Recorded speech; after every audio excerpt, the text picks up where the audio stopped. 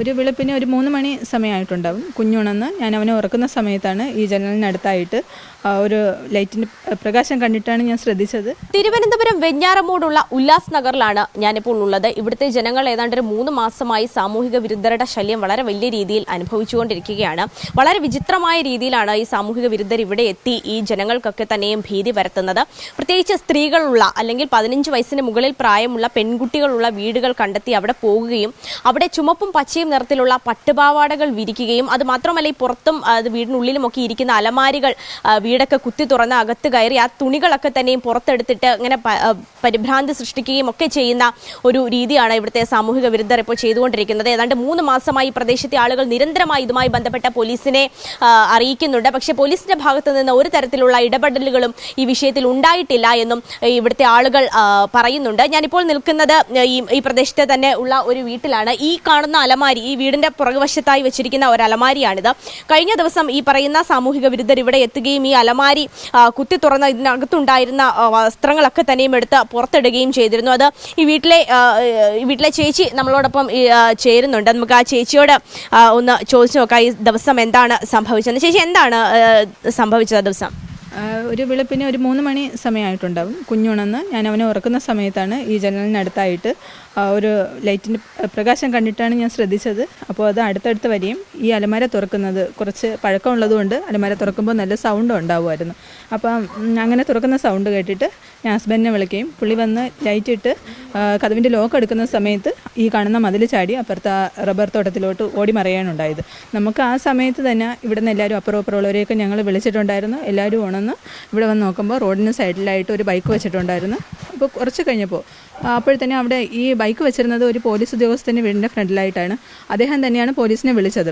അദ്ദേഹം വിളിച്ച് ഒരു 10 മിനിറ്റിനുള്ളിൽ തന്നെ പോലീസ് എത്തി.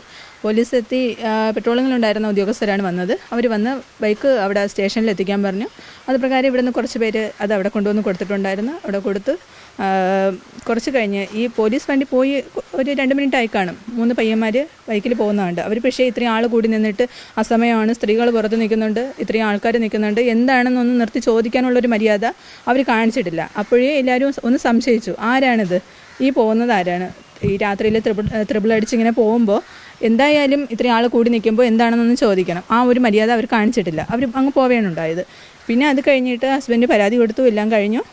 വൈകിട്ട് പോലീസ് വിളിച്ചിട്ട് പറയാണ് അതൊരു വെഞ്ഞാറമൂടിലൊരു പയ്യൻ്റെ ബൈക്കാണ്, അവനൊരു കടയിൽ നിൽക്കുന്നതാണ്, വലിയ പ്രശ്നക്കാരനൊന്നുമല്ല, നമുക്ക് ആ ബൈക്ക് വിട്ടു കൊടുക്കണം എന്ന് പറഞ്ഞിട്ടാണ് വിളിച്ചത്. അപ്പോൾ ഈ ഒരു പരാതി കൊടുത്തിട്ട് പോലീസ് ഒന്ന് വന്ന് അന്വേഷിക്കുകയോ എന്താണ് ഉണ്ടായതെന്നും തിരക്കുകയോ ഒന്നും ചെയ്തിട്ടില്ല. അന്ന് പെട്രോളിങ്ങിലുണ്ടായിരുന്ന ഉദ്യോഗസ്ഥർ ഇവിടെ വന്നിട്ടും അവർ ഈ അലമാരയുടെ ഭാഗത്തൊന്ന് വന്ന് നോക്കി എന്താണ് ഉണ്ടായത്, അങ്ങനെ ഒന്നും ചെയ്തിട്ടില്ല. അവർ വന്നു, കാര്യങ്ങൾ ഇവിടെ ഉള്ളവരോട് തിരക്കി അങ്ങ് പോയി. അത്രയും ഉണ്ടായിട്ടുള്ള ഒരു അന്വേഷിക്കാനുള്ള ഒരു വിമുഖത പോലീസ് ഭാഗത്തുനിന്ന് നമുക്ക് അനുഭവപ്പെടുകയാണ് ഇപ്പോൾ.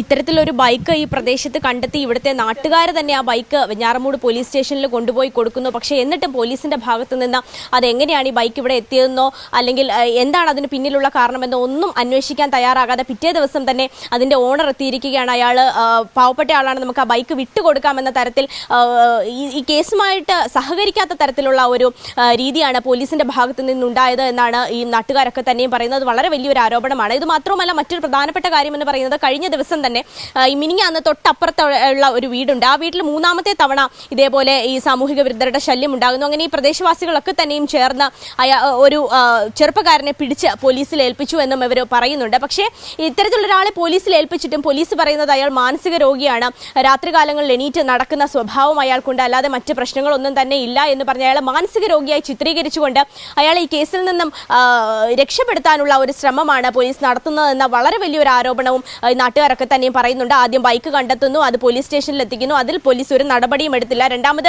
ഈ സംശയിക്കുന്ന ആളെ, പ്രതിയെന്ന് സംശയിക്കുന്ന ആളെ തന്നെ ഈ ജനങ്ങളൊക്കെ തന്നെയും ചേർന്ന് പിടിച്ച് പോലീസിൽ ഏൽപ്പിക്കുന്നു. പക്ഷെ അപ്പോഴും പോലീസ് പറയുന്നത് അത് മാനസിക രോഗിയാണ്, അല്ലെങ്കിൽ അയാളെ മാനസിക രോഗിയായി ചിത്രീകരിക്കാനുള്ള ഒരു ശ്രമമാണ് പോലീസ് നടത്തുന്നത് എന്നാണ് ഇപ്പോൾ ഈ നാട്ടുകാരൊക്കെ തന്നെയും പറയുന്നത്. വളരെ വലിയ ഒരു ആരോപണം തന്നെയാണ്. കാരണം ഈ പ്രദേശവാസികളെ സംബന്ധിച്ചിടത്തോളം അവർ ഏതാണ്ട് 3 മാസമായി തീർച്ചയായിട്ടും ഇതൊരു ഭീഷണി തന്നെയാണ്. ഇത്തരത്തിൽ വളരെ വലിയ രീതിയിലുള്ള ഒരു ഭീഷണി നേരിടുകയാണ്. പ്രത്യേകിച്ച് സ്ത്രീകളും പെൺകുട്ടികളും അടക്കമുള്ള വീടുകളിലെ ആളുകൾ ഒരുപാട് നാളായി അവർ ഉറങ്ങുന്നില്ല എന്ന് പോലും പറയുന്നുണ്ട്. അത്രത്തോളം ഭീതിയിലാണ് ഈ പ്രദേശവാസികൾ. അപ്പോഴാണ് പോലീസ് ഇത്തരത്തിലൊരു വിമുഖത കാണിക്കുന്നു എന്ന കാര്യവും ശ്രദ്ധേയമാണ്.